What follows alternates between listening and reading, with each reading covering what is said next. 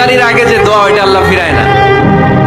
ইফতারি করার আগ মুহূর্তে আমরা যে পেঁয়াজু, আলুর চপ, বেগুনি, হ্যাঁ একটু খান আপনারা? রূহ শরবত খান নাকি? এই যে সাজায় রাখা হয় ডিজাইন করে, এইগুলো রেখে যখন দোয়া করেন এই দোয়াটা আল্লাহ শুনে খুব।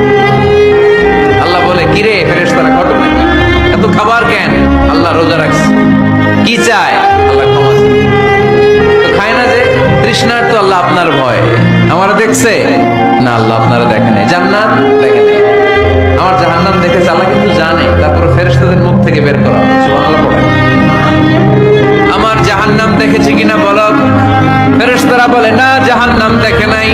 আমার জান্নাত দেখেছে কিনা বলো? জান্নাতও দেখে নাই, কিছুই দেখে নাই, আপনারও দেখে নাই। আল্লাহ এবার খুশি হয়ে যাবে। আমার খুশির জন্য, আমার ভয়ে তৃষ্ণার্ত ক্ষুধার্ত সামনে খাবার